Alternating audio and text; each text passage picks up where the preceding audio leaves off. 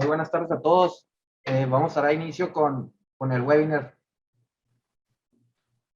Pues me presento. Buenas tardes a todos. Yo soy Carlos González Lupercio. Soy el jefe de comercialización de OAM Agentes Aduanales. Les damos la más cordial bienvenida a nuestro primer webinar. Estamos muy contentos. Lo hemos titulado Responsabilidad del agente aduanal y las obligaciones de los importadores y exportadores. Les voy a comentar un poquito brevemente sobre OAM. Es una empresa especializada en comercio exterior. 3 generaciones de agentes aduanales nos avalan como una compañía seria y dedicada a cumplir en tiempo y forma con los trámites de nuestros clientes. Asimismo, contamos con 3 patentes aduanales y con oficinas en las aduanas de Mexicali, Tijuana, Ensenada y Manzanillo, además de corresponsalías en las diferentes ciudades de la República Mexicana. En esta ocasión, me honro en presentar a nuestros especialistas.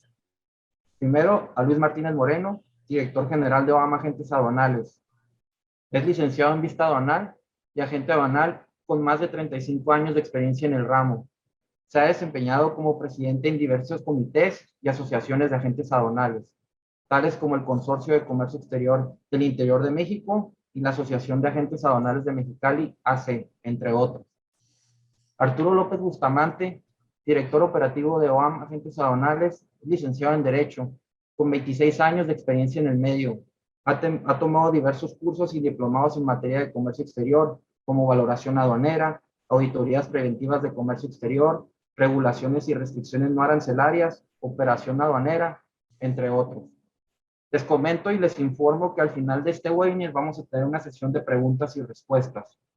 Mi compañera Yolanda Carvajal, que se encuentra en los controles, les va a estar compartiendo una liga para que se inscriban a una asesoría gratuita en materia de comercio exterior que vamos a otorgar para todas las empresas que así lo deseen. Y, por supuesto, me va a llegar a mi correo electrónico directo también y ahí se va a mencionar.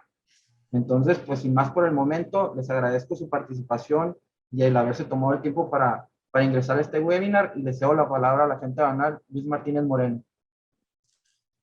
Muchas gracias, Carlos. Quiero agradecer primeramente al Departamento de Comercialización de Organización Aduanal Martínez por el esfuerzo que está haciendo por cumplir sus metas en las ventas y prospectar nuevos clientes. Es por eso que hoy iniciamos con este primer webinar de varios que vamos a tener este año y esperamos continuar el próximo año con temas de interés y de actualidad. Por ejemplo, viene lo de la manifestación de valor, viene lo de la carta aporte y sus complementos de comercio exterior para los transportistas, que también nosotros tenemos que incluir en nuestros pedimentos, viene lo del PITA y vienen varios temas más. El tema que nos ocupa hoy pues, es la responsabilidad del agente aduanal y la de los importadores y exportadores. Y quisiera iniciar dando la descripción o la definición de lo que es el agente aduanal y dar una breve explicación de cómo se obtiene una patente y qué es lo que hacemos. Bien, de conformidad con el artículo 159 de la ley aduanera, el agente aduanal es la persona física autorizada por el Servicio de Administración Tributaria mediante una patente para promover por cuenta ajena el despacho de las mercancías en los diferentes regímenes aduaneros. Les explico. Persona física autorizada, la autorización la conseguimos ahorita en estos momentos. Tendría que haber una convocatoria por parte del SAT para expedir nuevas patentes. Se tienen que cumplir con ciertos requisitos, como ser mexicano. Entre los más importantes son ser mexicano de nacimiento, haber terminado, tener un título, cualquier título, cualquier carrera, no tiene que ser de comercio exterior o comercio internacional. Puede ser arquitectos, ingenieros, abogados. No ser parientes de algún administrador de la aduana donde te vayan a dar la patente. Y presentar los exámenes de conocimientos y psicotécnicos. El de conocimientos, pues te van a preguntar de ley aduanera, de comercio exterior y de la ley del Impuesto General de Importación y Exportación, que es la parte de clasificación de mercancías. Y el psicotécnico, pues es un detector de mentiras y unas preguntas psicológicas que te ponen y tendrás que pasar los 2 exámenes para poder conseguir esta autorización. ¿Para qué tenemos una patente y para qué nos dedicamos a esto? Pues para promover por cuenta ajena el despacho de las mercancías. ¿Qué significa esto? Pues hacer todos los trámites, el conjunto de trámites legales para poder importar o exportar mercancías para o desde nuestro país al exterior.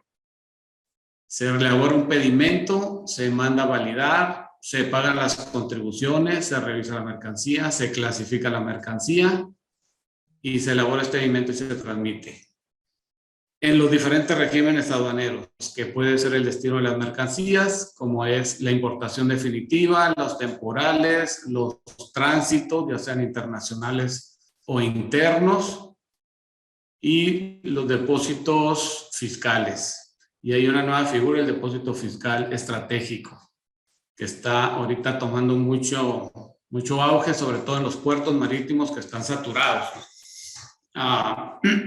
Sacas la mercancía de los puertos y los metes a estos recintos fiscalizados estratégicos y cortas demoras y cortas almacenajes dentro de los puertos, mientras pagas todo lo que tengas que pagar y consigues toda la documentación que tengas que conseguir para poder realizar el despacho. Un agente aduanal puede actuar hasta por 4 aduanas, es decir, cuando te dan la patente, te la dan para una aduana específica, que se le llama la aduana de adscripción. Y después de que te la dan, puedes solicitar 3 adicionales más. En OA, por ejemplo, en mi patente, estoy adscrito a Mexicali y tengo autorizada la aduana de Tijuana, Nogales y Manzanillo. Entonces, pues en realidad son 4 aduanas por las que puedes trabajar con una patente. La siguiente, por favor. Ahora sí, entrando al tema de la responsabilidad del agente aduanal durante las operaciones de comercio exterior, así como la limitación a dicha responsabilidad. Adelante. El agente aduanal y la agencia aduanal serán responsables de la veracidad y exactitud de los datos e información suministrados, de la determinación del régimen aduanero de las mercancías, de su correcta clasificación arancelaria y de la exacta determinación del número de identificación comercial, así como de asegurarse que el importador o exportador cuente con los documentos que acrediten el cumplimiento de las demás obligaciones, que en materia de regulaciones y restricciones no arancelarias rijan para dichas mercancías de conformidad con lo previsto por esta ley y demás disposiciones jurídicas aplicables. Ok, la primera parte. Yo soy responsable de la veracidad y exactitud de los datos e información suministrados. ¿Cómo los suministro? Pues llenando un pedimento, y estaba buscando el dato exacto, son 191 campos que dice el anexo 22 que yo tengo que llenar para llenar el pedimento. Pero preguntándole a los informáticos, hay más campos que no están en el anexo 22. Y me dicen que son 274 campos que se tienen que llenar. Obviamente, dependiendo mucho de la operación y de la mercancía que se trate, se llenan estos campos, ¿no? Muchos de los campos de estos ya los tenemos en una base de datos porque son mercancías muy repetitivas y se clasifican y ya los tenemos guardados en nuestros sistemas. Entonces, pero aún así, 274 campos cada vez que cruza un importador o cruza un exportador, pues es alguna responsabilidad para nosotros. Luego dice, de la determinación del régimen aduanero, lo que les platicaba ahorita, ¿cuál es el destino de las mercancías? Si va a ser una importación definitiva, pues paga impuestos generales de importación, paga su IVA, y si es una de las mercancías que está en el impuesto sobre producción y servicios, pues también paga el IEPS, como hidrocarburos, cigarros, licores, etc. Importaciones temporales es otro régimen aduanero. Si es CIMEX, pues es una importación temporal para elaboración y retornar con un producto ya terminado. Si es importación temporal para venir a hacer algunos trabajos de alguna maquinaria aquí, pues es un retorno en el mismo estado. y hay otras variantes de importaciones temporales. Tenemos el tránsito internacional, que es otro régimen aduanero, que es mercancía que nada más va a transitar el tránsito interno, que puede entrar por Mexicali y salir por Chiapas porque va a Guatemala. Entonces nada más es un tránsito. O el internacional, que puede salir por Mexicali y entrar por Ciudad Juárez, pero se va por Estados Unidos. Entonces es un tránsito internacional. Y el otro, el que está agarrando mucho auge, les decía, es el de el recinto fiscalizado estratégico, que está tomando mucho auge en Manzanillo. Y hay 3 autorizados ahí en Manzanillo. El puerto de Manzanillo está saturado y nosotros ya lo estamos usando. Estamos sacando las mercancías del puerto y lo estamos metiendo a los recintos fiscalizados y cortamos demoras y almacenajes que nos cobran los puertos y las navieras. Eso en cuanto a los regímenes aduaneros. Entonces yo tengo que ver y declarar el régimen aduanero correcto dentro de mi pedimento. De la exacta determinación del número comercial, bueno, de la correcta clasificación arancelaria. Obviamente, como agente aduanal, tengo que saber clasificar, tengo que revisar las mercancías o tengo que pedir al importador o exportador todos los elementos técnicos de la mercancía que se va a importar o exportar para poderla clasificar. Eso nomás lo hacemos los agentes aduanales. Somos los expertos para clasificar la mercancía. Y ahora a la clasificación que antes se llamaba fracción arancelaria, que se componía de 8 dígitos, le agregaron 2 más. Ahora son 10 dígitos y le llamaron número de identificación comercial, comúnmente llamado como NICO. Entonces desaparecieron muchas fracciones, pero aparecieron muchos NICOs. Entonces esa determinación es del agente y es responsabilidad del agente aduanal. Continúe con la explicación. Así como de asegurarse que el importador y exportador cuente con los documentos que acrediten el cumplimiento de las demás obligaciones. Ya determinando yo la clasificación arancelaria, se determinan las regulaciones y restricciones no arancelarias, que pueden ser permisos previos de economía, algún certificado fitosanitario de importación, fitosanitario de importación, algún permiso o aviso de Profepas en caso de maderas, de Cofepris en caso de alimentos o de fertilizantes. Entonces, casi yo creo que un 40% de la tarifa tiene alguna regulación no arancelaria, sin contar las cuotas compensatorias. Entonces es responsabilidad mía pedirle al cliente que cumpla con estos permisos, con estas restricciones. Adelante. El agente aduanal y la agencia aduanal no serán responsables en los casos siguientes. 1. Por el pago de las diferencias de contribuciones, cuotas compensatorias, multas, recargos que se determinen, así como el incumplimiento de regulaciones y restricciones no arancelarias, si estos provienen de la inexactitud o falsedad de los datos y documentos que el contribuyente le hubiera proporcionado, siempre que no hubiera podido conocer dicha inexacta o falsedad al examinar las mercancías, por requerir para su identificación de análisis químico o de laboratorio, tratándose de las mercancías que mediante reglas determina el Servicio de Administración Tributaria. Esto se da mucho en los casos en productos químicos o que se requiere un análisis químico o examinar las mercancías en un laboratorio. Si a mí me dicen que es agua, bueno, vamos a poner un ejemplo más complicado. Si a mí me dicen que es alcohol y resulta que no es alcohol, saca a la aduana una muestra y resulta que es otro producto y yo lo declaré como alcohol, pues yo no tengo la manera de saber si eso no es.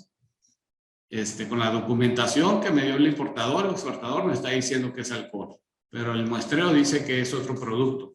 Entonces, ahí el agente aduanal ya no es responsable, ya lo hace responsable directamente al importador o al exportador. 2. De las contribuciones y en su caso cuotas compensatorias omitidas por la diferencia entre el valor declarado y el valor en aduanas determinado por la autoridad, cuando se dé alguno de los supuestos siguientes. A. Cuando el valor declarado en el pedimento sea inferior al valor de transacción de las mercancías idénticas o similares determinando conforme a los artículos 72 y 73 de esta ley, el menos del 40%. O sea, si importamos un artículo y el valor que me da el importador está subvaluado, si el artículo, bueno, un ejemplo, importé unos filtros por Ensenada en $1 el filtro, la pieza, venían de China y me los detuvieron. Y cuando investigamos resulta que se habían importado el mismo filtro por Nuevo Laredo a $3. Entonces, la autoridad determinó que había una subvaluación de 66% y se lo retuvo. Tuvimos que ir a México a demostrar que ese filtro realmente fue pagado a los chinos a $1. Lo que pasó es que el proveedor que traían por Nuevo Laredo era un proveedor americano que había comprado los filtros a China y pues entre la logística, el flete y no sé, no me acuerdo qué ciudad era, pues ya el costo era $3 el filtro. Pero se pudo demostrar a la autoridad que los pagos que se hicieron al proveedor chino fue exactamente $1. Pero la autoridad ya tiene los elementos y ya tiene la información para poder determinar y comparar la mercancía que tú importas por un lado con la misma mercancía importada por otro importador o por otra aduana. Entonces, hay que tener cuidado con eso. Si no podemos comprobar esto, entonces la responsabilidad es del importador, no del agente aduanal, en menos del 40%. La B, cuando la mercancía se encuentra sujeta a precios estimados por la Secretaría, siempre que el valor declarado sea igual o mayor al precio estimado o se haya otorgado la garantía a que se refiere el artículo 86A, fracción primera de esta ley. Yo no soy responsable por las diferencias si una mercancía trae el precio arriba del precio estimado que determina la Secretaría de Hacienda. Y si trae un valor menor y se metió garantía para cubrir la diferencia de contribuciones, tampoco soy responsable. Entonces entra la garantía como responsable y la garantía la pone el importador. Generalmente la autoridad investiga, tiene 6 meses para investigar los valores de esas mercancías que se pusieron garantías. Y generalmente a mí en mis casos lo que me ha tocado es que a los 6 meses queda libre la garantía y se regresa. No hubo dolo a la autoridad, al fisco. 3.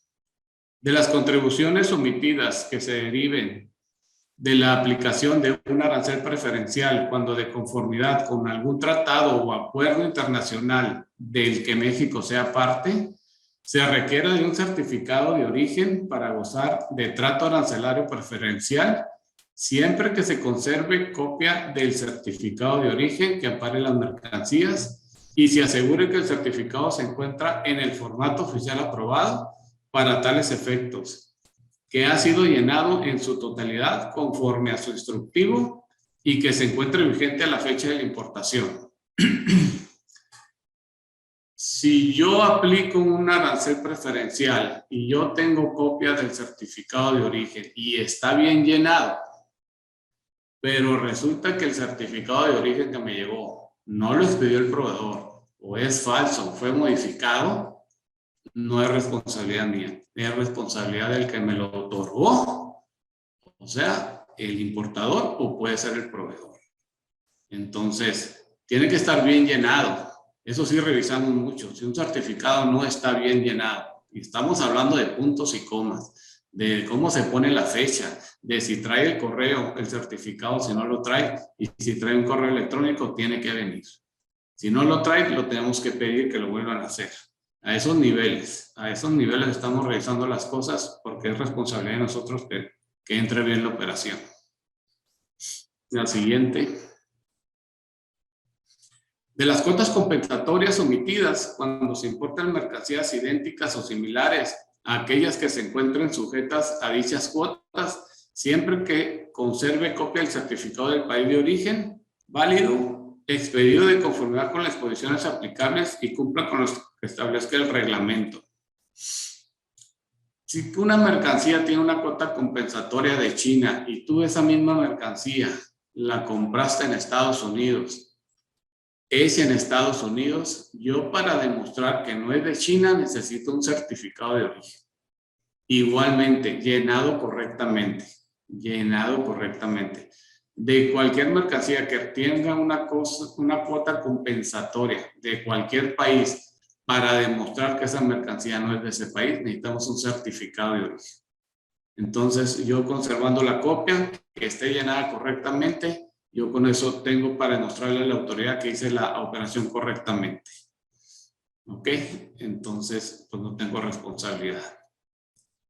Las excluyentes de responsabilidad señaladas en este artículo no serán aplicables cuando los agentes aduanales o el agente aduanal manifiesten el nombre, domicilio o la clave del Registro Federal de Contribuyentes de una persona que no les hubiera encargado la operación o el despacho de las mercancías. Por eso insistimos mucho en que necesitamos la carta de encomienda para empezar operaciones y el encargo conferido electrónico por medio de la página del SAT para que nos den de alta y nos autoricen la patente, y aparte un escrito en original firmado por el representante legal de la empresa, del importador exportador o de la empresa, para poder iniciar operaciones. Es muy importante porque ha habido casos en que los agentes aduanales agarran un RFC y empiezan a usar sus RFC y empiezan a hacer operaciones sin tener la autorización del contribuyente. Y eso ahí ya sí tengo toda la responsabilidad de lo que estoy haciendo, ¿no? Esto en cuanto a las responsabilidades de los agentes aduanales. A continuación, pues será licenciado Arturo López, lo que hable de las responsabilidades del importador y exportador. Muy amable, muchas gracias. Muy buenas tardes a todos. Gracias por acompañarnos nuevamente en esta charla, en esta plática relativa al comercio exterior. En esta ocasión yo les voy a comentar básicamente de las obligaciones de los importadores y exportadores a que se refiere el artículo 59 de la ley aduanera. Y hago mucho énfasis en una parte. No son todas las obligaciones a las que están sujetos los importadores y exportadores. El artículo 59 habla de algunas obligaciones, pero hay otras obligaciones que la propia ley aduanera tiene específicamente para los importadores y exportadores. Doy un ejemplo. Artículo 52 de la ley aduanera, obligados al pago de impuestos al comercio exterior, quienes introducen o extraen mercancías del territorio nacional.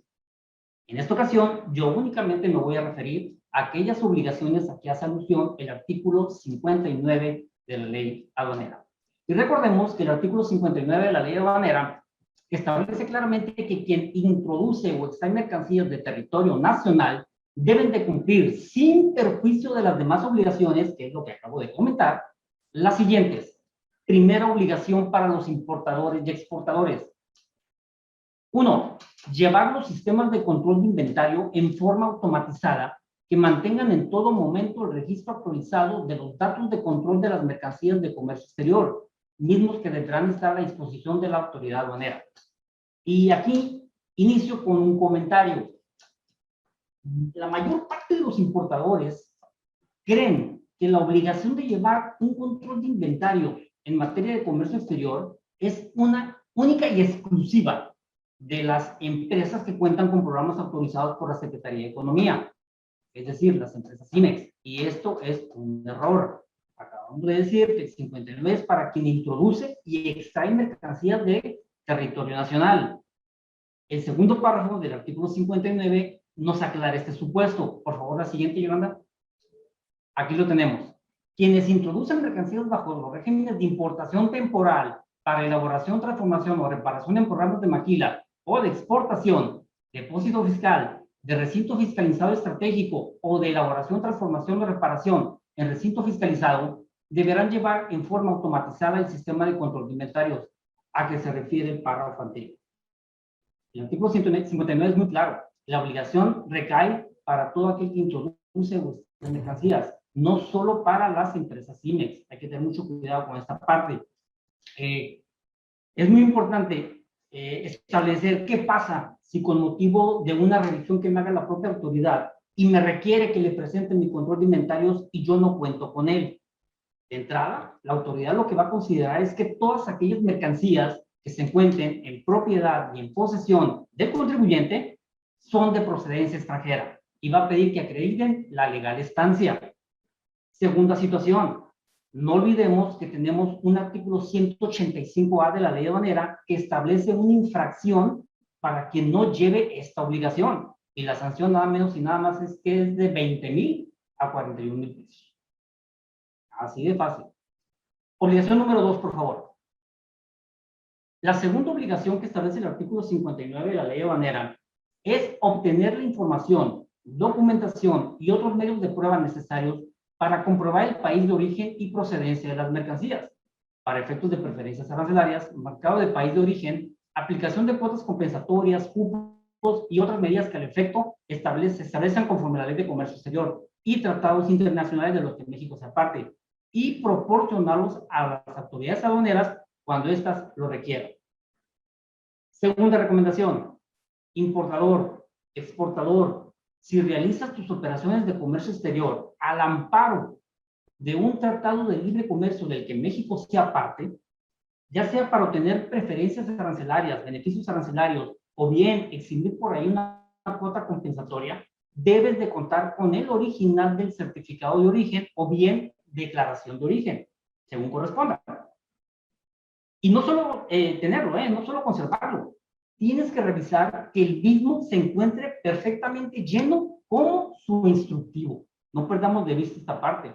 Si la autoridad aduanera, con motivo de una revisión, al momento de tener el certificado de origen, observa que este no se llenó conforme a su instructivo, va a desconocer la aplicación de la preferencia arancelaria y en consecuencia procederá a determinar omisión de contribuciones y a notificar los créditos fiscales por dicha situación. Así que, señores, mucho cuidado con su certificado de origen. Número 1, tiene que tener el original. Y número 2, que el mismo se llene conforme a su instructivo. Esa parte es muy, muy importante.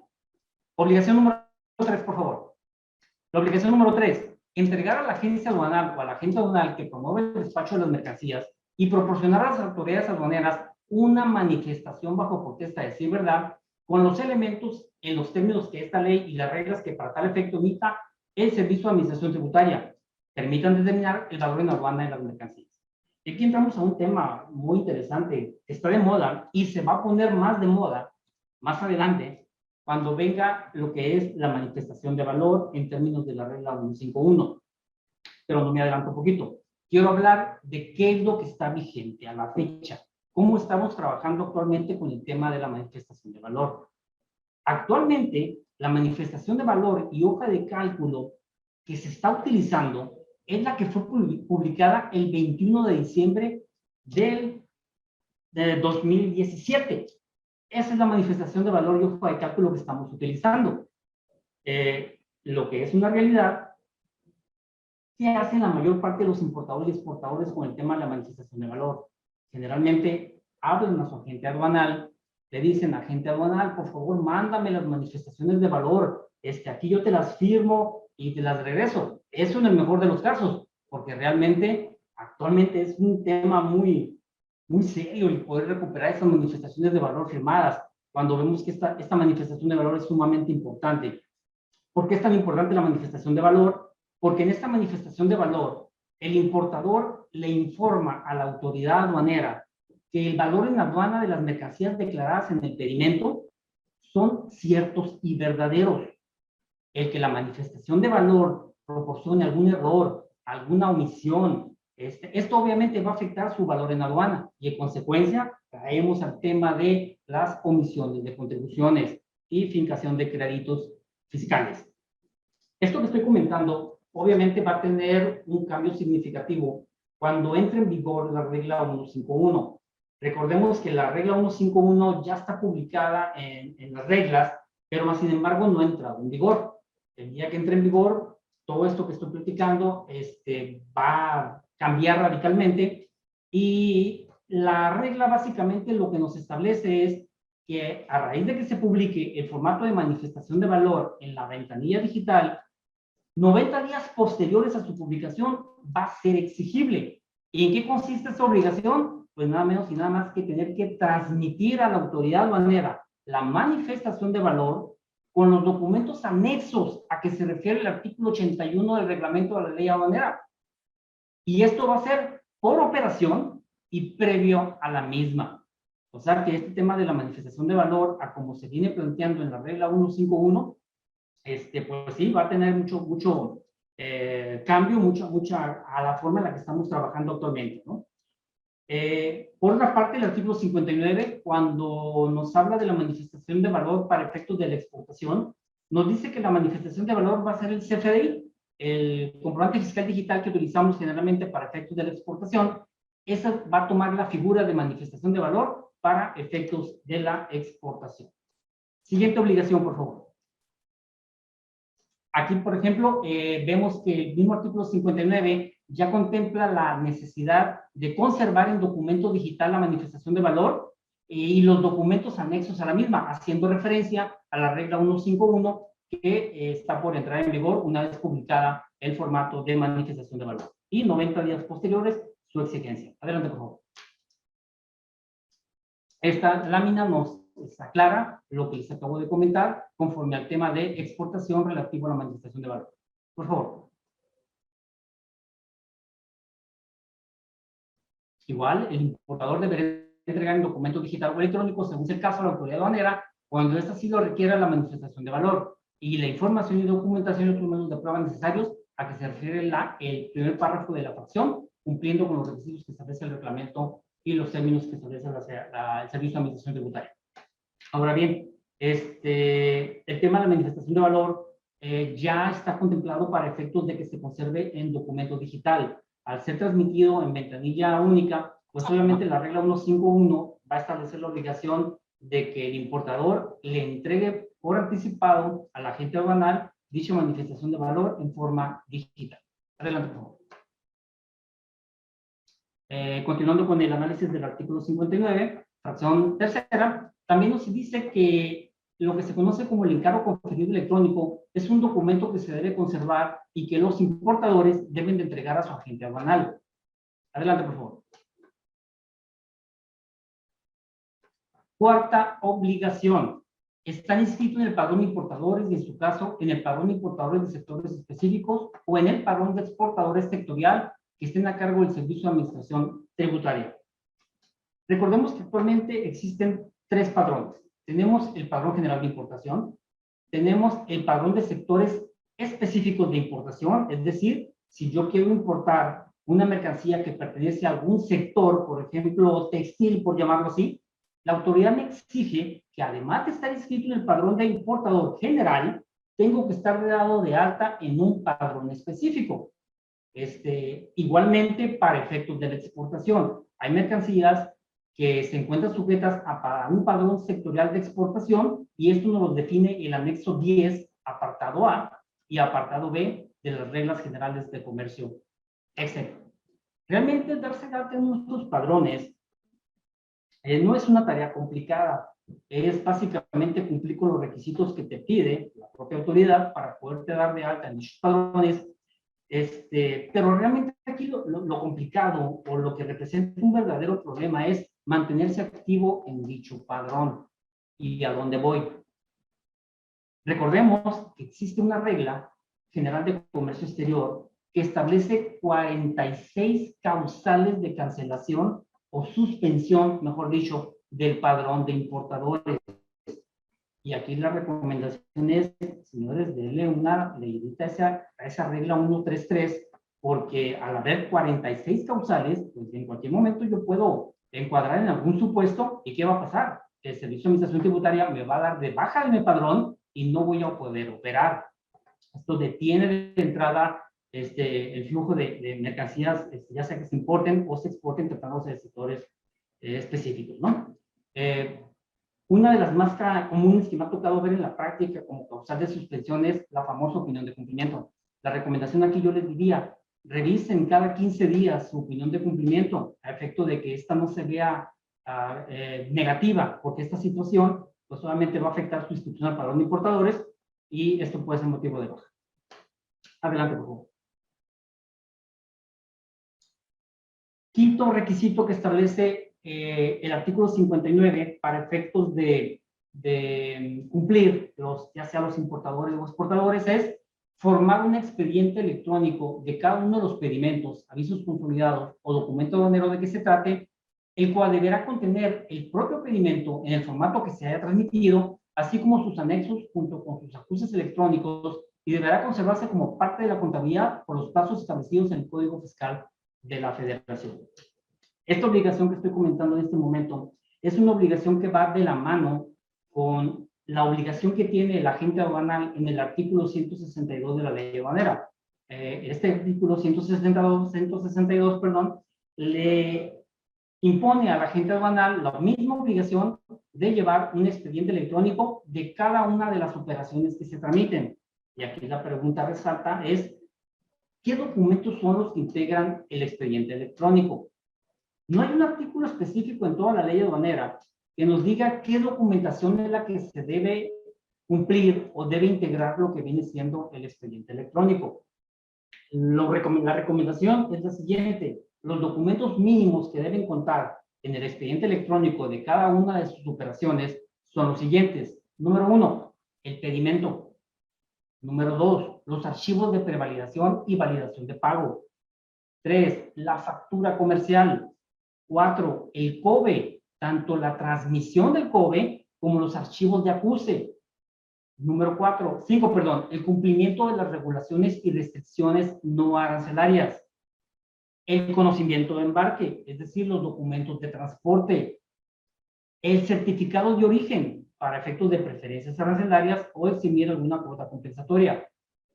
La cuenta aduanera de garantía, cuando se trate de importación de mercancías sujetas a precios estimados y dichos valores se encuentren por debajo de estos valores o de ese precio estimado. Los datos de identificación comercial de las mercancías. La manifestación de valor. Declaraciones bajo protesta. Aquí me refiero básicamente a aquellas declaraciones en donde la propia autoridad nos pide que tengamos que presentar, inclusive hay un identificador que establece el apéndice 8, anexo 22 para estos casos, tratándose, por ejemplo, de los que se me ocurren ahorita, importación de mercancías de uso dual, aquellas mercancías que pueden tener doble uso, donde la autoridad nos pide que tengamos una declaración bajo protesta para definir el uso que se le va a dar a la mercancía. Otro documento que debe constar en el expediente electrónico son las autorizaciones. Por ejemplo, en el caso de importación por tuberías, obviamente este tipo de operaciones requieren una autorización específica. Dicha autorización debe estar en su expediente electrónico. Decretos. Ejemplo, una operación que se realiza al amparo del decreto de Franco, región fronteriza. Aquí lo correcto es que dentro del expediente electrónico contemos con la carátula o el documento que acredite que dicha empresa se encuentra al amparo de dicho decreto, se encuentra autorizada como empresa de la frontera. Ojo, los incrementables, señores, también todos los documentos que integran el valor en aduana de las mercancías, anexos a la manifestación de valor, deben formar parte del expediente electrónico. Una recomendación: la revisión previa que hace el agente aduanal a las mercancías objeto de importación también es recomendable que se encuentre dentro del expediente electrónico. Otro documento, los gastos hechos a cuenta de terceros. Y por último, la factura de honorarios del agente aduanal. Repito, no hay un artículo que nos obligue o que nos indique a ciencia cierta cuáles son todos esos documentos, pero la recomendación es, cuando menos, que estos documentos integren lo que viene siendo el expediente electrónico. No sé si aquí tengamos alguna duda, alguna pregunta respecto a este tema de las obligaciones de los importadores y exportadores. Por mi parte, creo que ya es la culminación del tema que corresponde. Siguiente lámina, por favor, Yolanda. Correcto. Carlos, transmito los micrófonos para alguna duda, comentario, pregunta, por favor. Correcto, sí. Bueno, por mi parte, reiterarles la asesoría gratuita. Yolanda, si me haces el favor de compartir la liga de nuevo y mi correo electrónico en el chat. Ahora sí que para cualquier duda o comentario, asesoría en la que los podamos apoyar. Por otro lado, vamos a iniciar con la dinámica de la sesión de preguntas y respuestas. La dinámica se va a manejar de la siguiente manera. Pueden escribir sus preguntas en el chat o se puede solicitar que les abran el micrófono para comentar su pregunta. Entonces, pues ahora sí que quedamos a la espera de de sus preguntas, pues para poder apoyarlos en cualquier duda que tengan. Creo que hay que quitar la presentación, ¿no?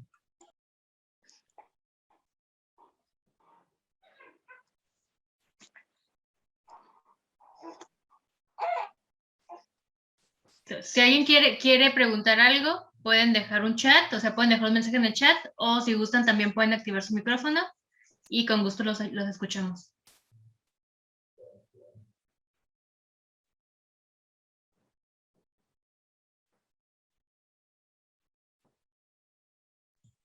Aquí hay alguna duda, aquí hay alguna pregunta. Tengo un comentario de Manuel Preciado que nos preguntaba sobre un desbloqueo. No sé si siga el chat. Manuel.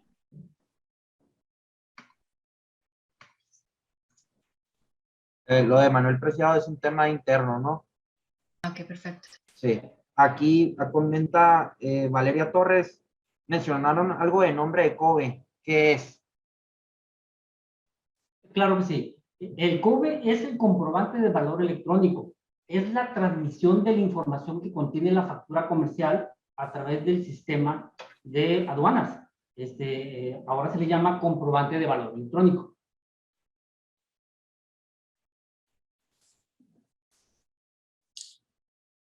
Ok, muchas gracias. Disculpen, entré a enviar la grabación Energy Center México. Sí, se va a subir, va a estar disponible en todas las redes sociales, en nuestro canal de YouTube. Y con mucho gusto se los podemos compartir sin ningún problema.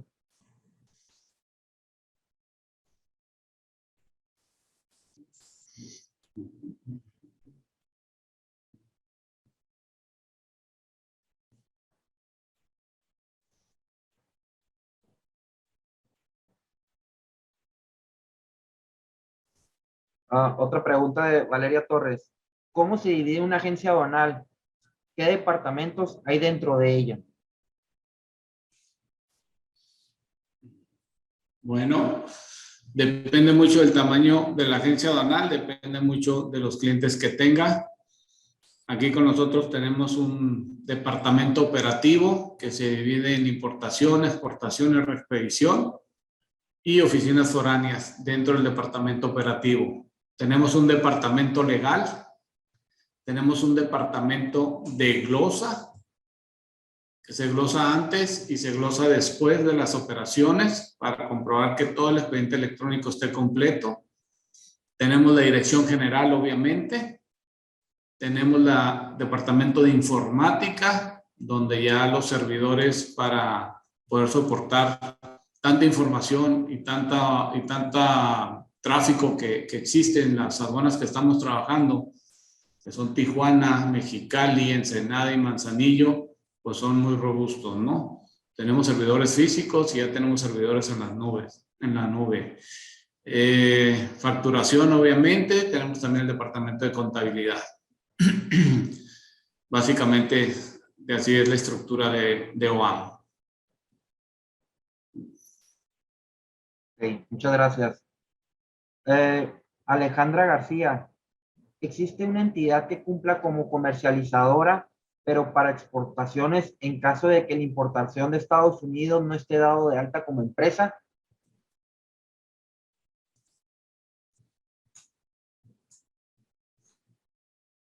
A ver, ¿me la repites, Carlos, por favor? Sí, claro. ¿Existe una entidad que cumpla como comercializadora, pero para exportaciones en caso de que el importador de Estados Unidos no esté dado de alta como empresa? No existe, porque la entidad que tiene que existir es la de Estados Unidos, no la exportadora. La exportadora puede ser persona física, puede ser persona moral, pero el que va a importar en Estados Unidos, pues tiene que estar registrado, obviamente. Si no, la aduana americana no lo va a dejar importar a Estados Unidos. Muchas gracias. Jimena Damaris García, ¿qué acciones hacen merecer un PAMA en importación? Buena pregunta. De hecho, hay un artículo de la ley aduanera que te establece todas las causales de embargo precautorio por parte de las autoridades. No perdamos de vista que PAMA es procedimiento administrativo en materia aduanera. ¿Sí? El artículo 151 de la ley aduanera establece causales específicas por las cuales la autoridad procede al embargo de la misma.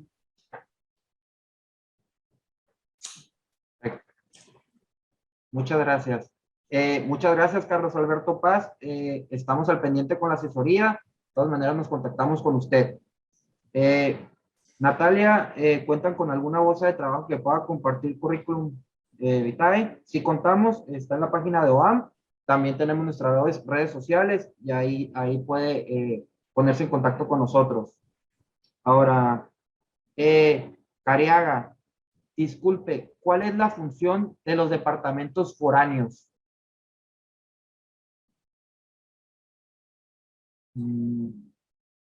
A ver, otra vez. Dice, ¿cuál es la función de los departamentos foráneos? Bueno, no es que existan departamentos foráneos. Las oficinas que están fuera de Mexicali, que es el corporativo, son oficinas, en Ensenada son oficinas operativas, donde hay un gerente atendiendo la operación. Todo lo demás administrativo, contable, facturación de esas oficinas se lleva en Mexicali. Pero en cada uno de los puertos donde estamos existe una oficina con personal haciendo la operación del día a día. A eso se dedica, nada más lo operativo. Y concentrando la administración aquí en Mexicali, pues, para abatir costos, ¿no? Tanto facturación, tenemos los sistemas, los software, donde lo que se hace en Manzanillo, se hace en Ensenada, se hace en Tijuana, aquí está a los 30 segundos en Mexicali, lo podemos ver. Y algunas oficinas facturan en sus propias ciudades y otras se facturan aquí en Mexicali, dependiendo del volumen y de los clientes. Perfecto. Muchas gracias. Mario Guzmán, en el tema del régimen fiscalizado estratégico, ¿se puede trasladar la carga aunque no se cuente con la liberación de origen, Telex Release, SW, etcétera? No, tenemos que contar con la liberación. La carga no la va a soltar la naviera si no contamos con la liberación. No va a autorizar salir del puerto. Perfecto. Muchas gracias. Manuel Zavala, ¿en qué artículo se encuentran los distintos regímenes aduaneros? Artículo 90 de la ley aduanera. Perfecto.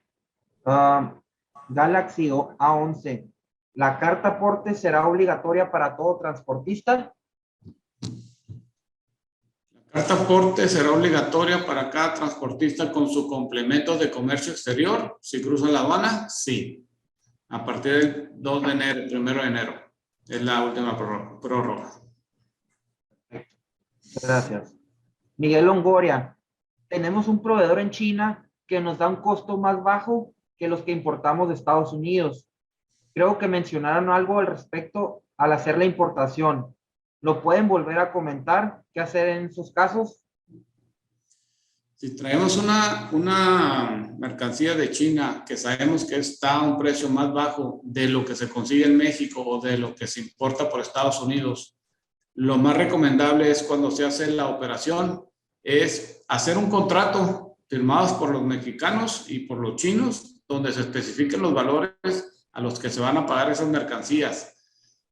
Si es posible en el contrato o si se paga antes, tener los comprobantes de lo que dice la factura que se tiene que pagar. Si dice $10,000, tener el comprobante de los $10,000. Si el chino te lo va a dar a crédito, poner específicamente en los contratos los términos de la negociación del crédito que te va a dar a 30, 60, 90 días, porque entonces no vamos a tener un comprobante de valor con que demostrar a la aduana que ya se pagó. Entonces, es muy importante, si te van a dar crédito, hacer contratos y especificar muy bien los income terms de esa negociación también dentro de los contratos. Por aquello de los incrementales, los fletes, los seguros. Ya ves que ahorita el flete está en $20,000 el contenedor. Entonces, que todo quede bien es por escrito para poder demostrarle a la autoridad lo que estamos declarando. Y para complementar un poquito ahí la información, también tomar en cuenta de que existe una resolución de precios estimados que si al final de cuentas la mercancía viene por debajo de ese precio estimado, va a haber que tener que tramitar por ahí una cuenta de manera de garantía para poder hacer la operación. Perfecto, muchas gracias. Magdiel, la NOM 001 ENER 2014 requiere de etiquetado en el producto, ya que esta etiqueta en realidad es expeditada por la casa certificadora que es ANSE, en este caso, no directamente por la autoridad. ¿Cuál es la norma 001 qué? ENER 2014. Pero Yo creo, perdón, que aquí sí hay que ser un poquito más específicos para saber de qué tipo de mercancía estamos hablando, para analizarla y ver el campo de aplicación de la NOM para poder determinar si es factible la misma, ¿no? Entonces, yo creo que igual con mucho gusto le invitamos a que nos mande un correo electrónico para poder analizar el supuesto en específico, ¿no? Correcto, sí, Magdiel, no sé si nos puede apoyar enviándonos un correo con las especificaciones, siendo un poco más específica y con mucho gusto la apoyamos, sin ningún problema. Luis Humberto Peniche, ¿dónde se puede consultar la lista de productos, de los productos con precios estimados? Hay una resolución que emite la Secretaría de Hacienda y Crédito Público donde establece las fracciones arancelarias, descripción de mercancía y el precio estimado al que se encuentra sujeto. Igual, te invito a que nos mandes un correo, por favor, y con mucho gusto te proporcionamos la información.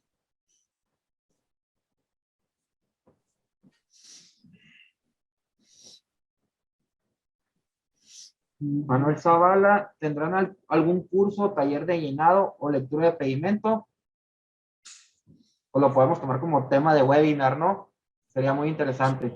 Y sí, los podemos apoyar con mucho gusto asesorándolos. sería muy largo el webinar, pero sí.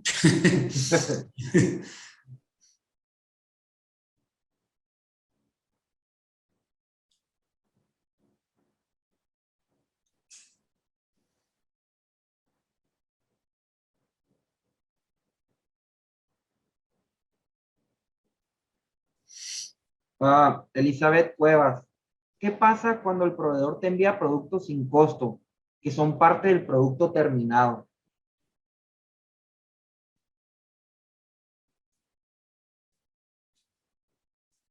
¿Qué pasa cuando el proveedor te envía productos sin Correcto, sin costo? O costo. sea, a la importación. Estamos hablando de la importación entonces. Elizabeth Cuevas, sí, a la importación, correcto. Con parte del producto terminado. Me imagino que se va a retornar.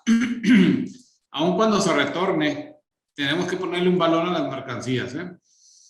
Te las vayan a vender o no te las vayan a vender. En teoría, en un IMEX no te las están vendiendo, te las están traspasando para que hagas una modificación a ellas. Aún así, tenemos que declarar un valor, es uno de los campos. Y no porque lo estés comprando o no lo estés comprando, sino la autoridad quiere saber, pues va a agarrar información de todo lo que le mandemos. O sea, ese producto tiene que tener un valor y lo va a comparar con otras áreas o con otras importaciones del mismo artículo, ¿no? Pero sí tiene que traer valor. Sí, muchas gracias. ¿Qué hace un glosador? Valeria Torres, ¿qué hace un glosador y un tramitador? Pues dependiendo de cómo le llaman en cada agencia. Aquí un tramitador o despachador es el que está en la aduana atendiendo los reconocimientos aduanales y aquí atiende el ferrocarril. Nos sale un rojo en ferrocarril o no sale un rojo, tiene que ir Zagarpa o Senacica a revisar la tolva de maíz que estamos importando, va el tramitador o despachador.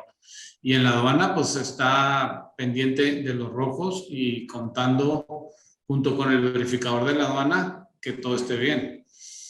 Y el glosador está aquí en la oficina revisando antes de pagar el pedimento, que todo vaya correcto y después que toda la documentación se arme el expediente digital y esté completo.